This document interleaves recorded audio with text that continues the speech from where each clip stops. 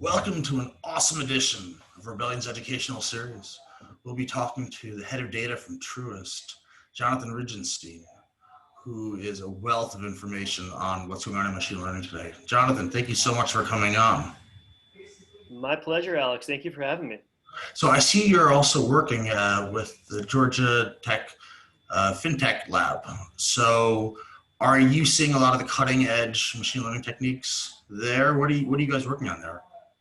So what we're working on at the lab at the moment is really trying to figure out the best way that we can sort of start to build almost like a machine learning toolkit that we can kind of develop in the lab and then bring out to the students who are in the Master's in Quantitative Finance program.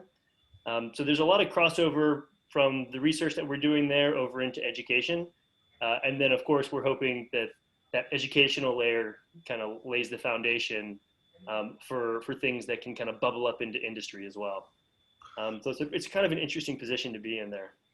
So for those who don't know, Truist is one of the largest financial firms in the country, $500 billion in assets. Mm-hmm. You guys are the culmination of BB&T, SunTrust, Robinson Humphrey, three major firms. And so how large is the AI office? Tell us about that. What are you guys doing there? What are you surveying? Yeah, absolutely. So yeah, I can tell you a little bit about my role at Truist Securities. So I'm part of the data science and engineering team, and we sit within equity research right now. It's a relatively new team, and we're relatively small. There's only 4 of us right now. I joined in May of this year, so at the height of the pandemic and the lockdown is when I joined. Mm-hmm.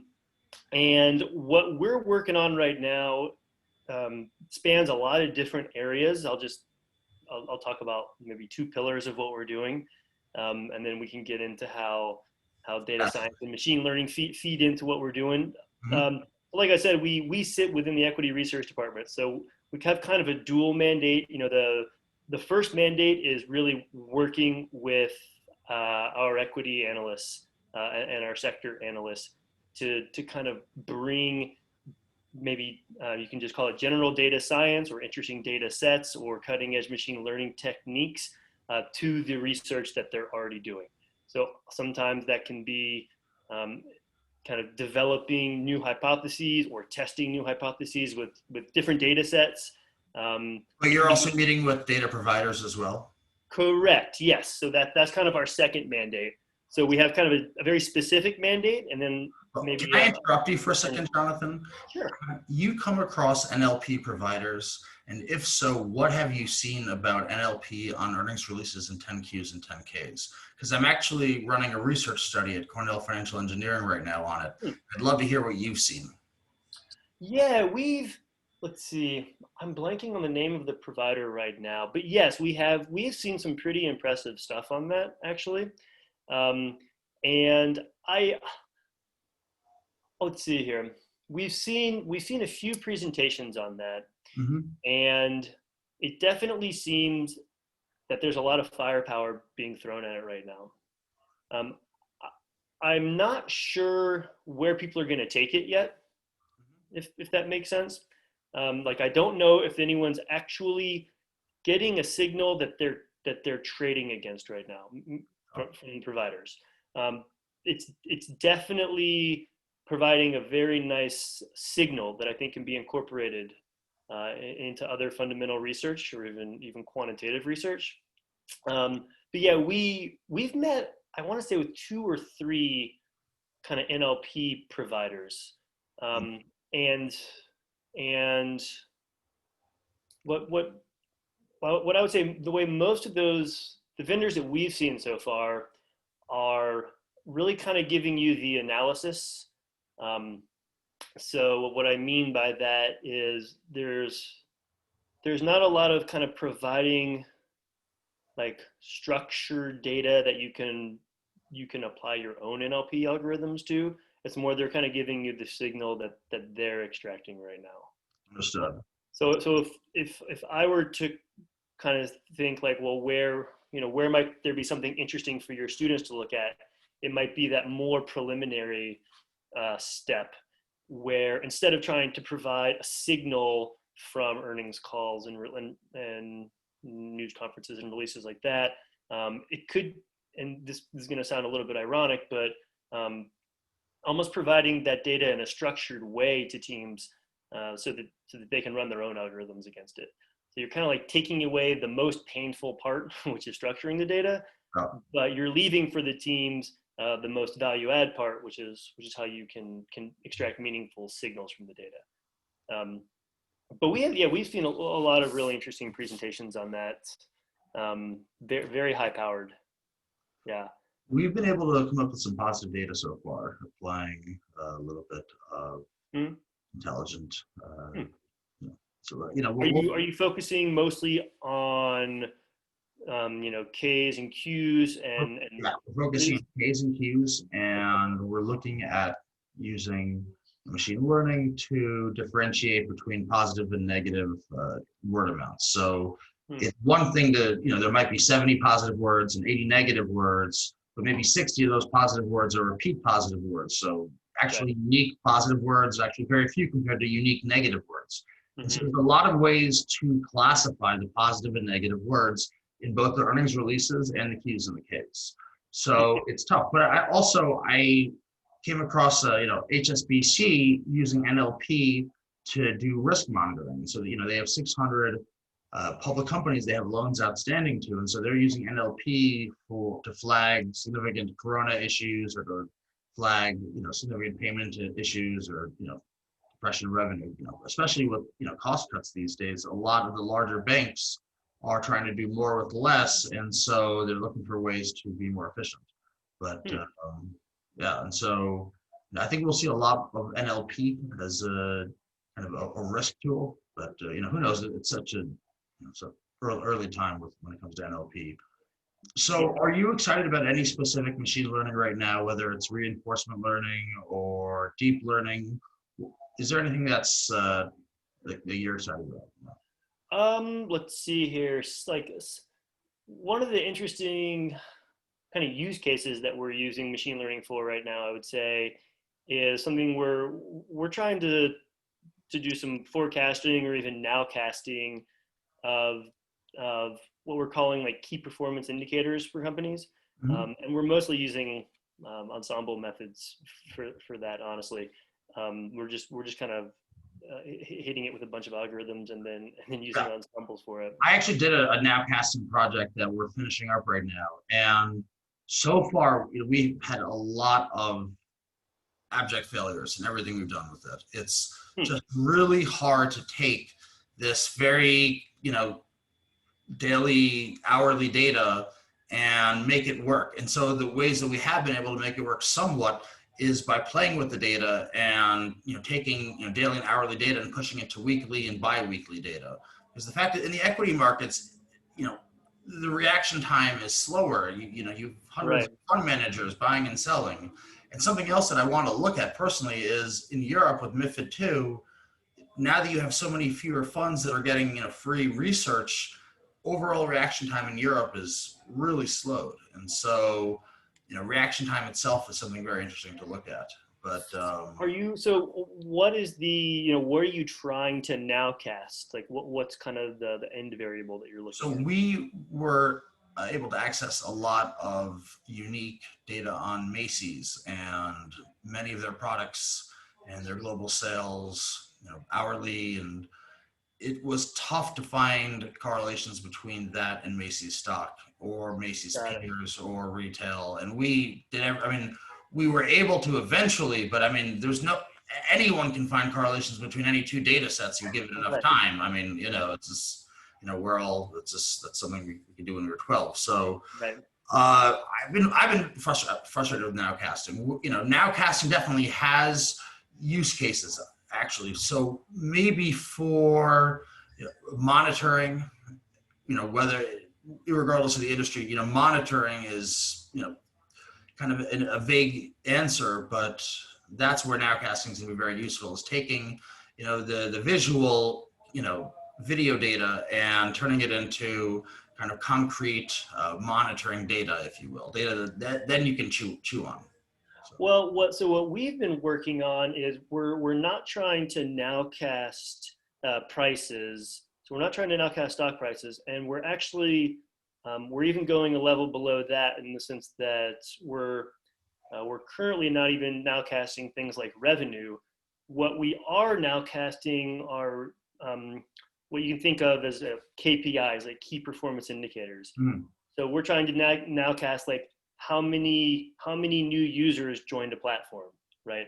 How many new riders were there for a certain ride hailing service? So we're kind of going a level down from things like stock prices and even things like revenue at this point. So we're trying to nowcast things that we feel like you know have like an objective truth to them.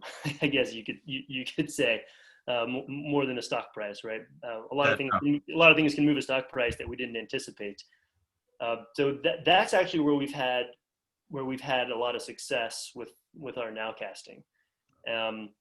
And the way we've been doing that, so going back to one of your original questions, are we kind of working with outside vendors? The answer is yes, and that's one of the places that we're working with outside vendors, is that some of the data we're ingesting from outside vendors about things like app downloads, mobility data. I mean, we also work with obviously free data from things like Google Mobility and Apple. If you could have any data set in the world to work with, you could just create it that you don't have access to. Is there one that you would really love to look at?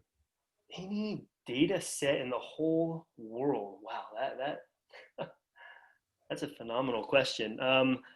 Well, we actually are very close to getting beginning to work with the data set that we actually are going to have access to, which is some of the bank's internal credit card data, which after the merger between SunTrust and BB&T is quite a large data set. It's not going to be. It's obviously going to be quite anonymized and taken up a level of abstraction, so we're not going to see things on like a monthly or hourly or a minutely basis. That is a great answer, Jonathan. I worked with a credit card company 20 years ago, and I can tell you that the amount of data that is available there is just unbelievable. And they were scared to even do anything.